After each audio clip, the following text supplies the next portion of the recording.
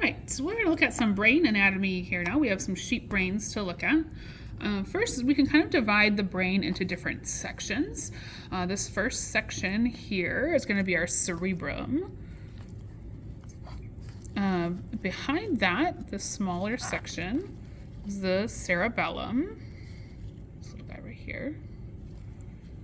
And then we have our brain stem, which is kind of right here. This moves into our spinal cord that comes to the back here. The other section of the brain is really the internal part of the brain. It's called the diencephalon. So if we look at our cross section here, it's going to be this middle area right in here will be the diencephalon. So those are all kind of sections of the brain. We can also look at individual parts within those sections. So in our cerebrum here, you can see there's all these little grooves and hills. Look at hills and valleys. The hill portion, or the higher portion here, is called the gyri or gyri. The lower portion, the valleys here, are called the sulci. Sometimes I think of them as like a sulcus to help you remember that they're lower. Then, looking at their brain, where we've done some dissection, we cut right down the longitudinal fissure that was in this cerebrum up here. Turning our brain over, we have on the bottom side here, we have our olfactory bulbs. These little guys right here, responsible for the sense of smell. I'm gonna try to get them like lifted up a little bit so you can see that they're a little separate from the rest of our cerebrum. Here's a good one.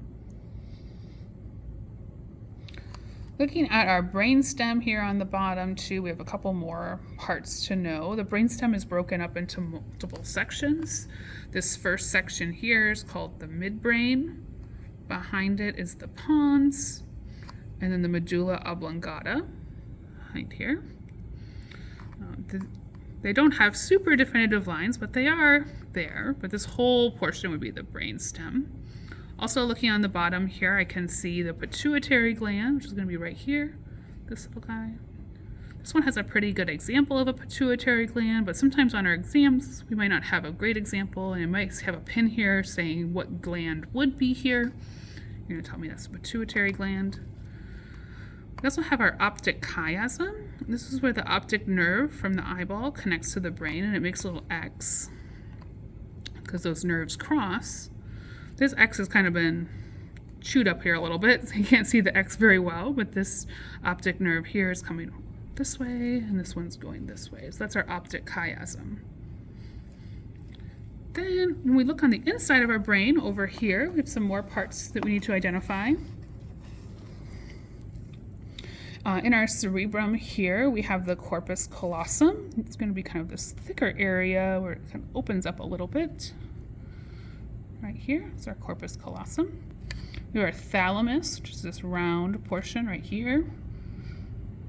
The pineal body, the small body right behind, kind of caudal to the thalamus.